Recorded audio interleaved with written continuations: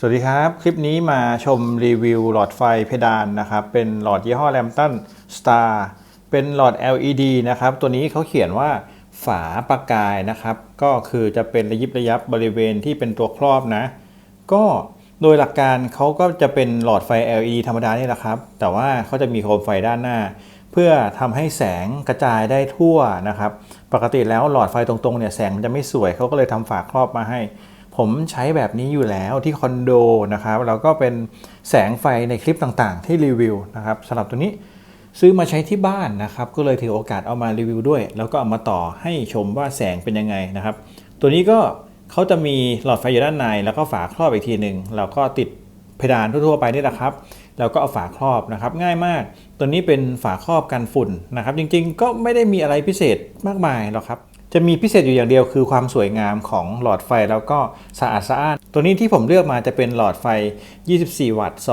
2,160 ลูเมนนะครับเป็นแสงขาวทั่วไปนะก็เหมาะกับเอามาไว้ในบ้านเอามาไว้ในห้องรีวิวถ่ายวิดีโออะไรพวกนี้ทั่วไปนะครับ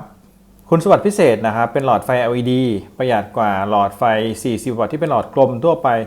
45% นะครับแล้วก็ฝาครอบทนทานเหนียวไม่แตกง่ายอันนี้ผมพิสูจน์มาแล้วนะครับอุปกรณ์ครบชุดก็สามารถที่จะดูวิธีการติดตั้งได้ที่นี่นะครับตัวนี้ก็เป็นเอกสารผมสั่งออนไลน์มานะครับก็ตามนี้เหมือนกันทั้ง2ฝั่งนะครับในกล่องก็มาพร้อมคู่มือนะครับวิธีการติดตั้งจริงๆก็ง่ายมากเราติดตั้งทั่วๆไปนี่แหละครับแล้วก็ต่อไฟ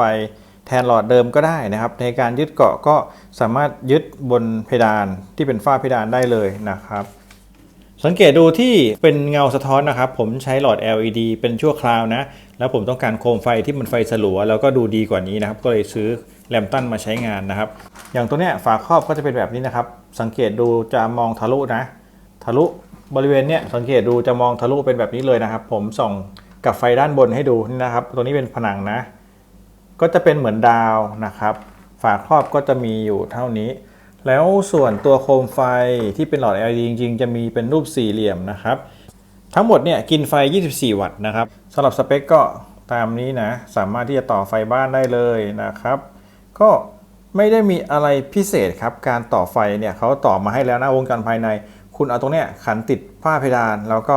ลากสายไฟต่อกับตัวนี้ได้เลยครับเขามีสายไฟแบบนี้มาให้แล้วตรงนี้ก็เป็นขั้ว L กับ N อยู่แล้วก็เชื่อมต่อปกติครับ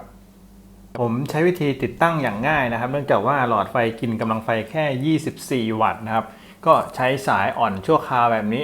ต่อกับสายเดิมนะครับเพื่อความสะดวกนะจะได้รวดเร็วสังเกตดูนะครับจะมีความระยิบระยับอยู่นิดหน่อยไม่เยอะนะนิดเดียวเท่านั้นเองนะครับก็ถือว่าสวยไปอีกแบบหนึ่งนะครับเป็นหลอดไฟทางเลือกนะถ้าเกิดว่าใครที่จะเอามาติดในห้องที่อยากได้ความระยิบระยับสวยงามนะครับก็ไม่แพงนะครับตัวนี้ผมจะใส่ลิงก์ไว้ให้เหมือนเดิมนะสามารถที่จะกดเข้าไปดูราคาดูโปรโมชั่นได้เลยราคาถือว่าเทียบกับคุณภาพแล้วถูกมากนะครับสำหรับคลิปนี้ก็มาเพียงเท่านี้เอามาให้ดูเอาสินค้าที่ผมเลือกมาใช้มาให้ชมนะครับเผื่อจะเป็นทางเลือกนะสำหรับคลิปนี้ท่านใดที่มีคำถามคอมเมนต์ไว้ได้เลยเดี๋ยวจะรีบมาตอบให้นะครับขอบคุณที่รับชมครับสวัสดีครับ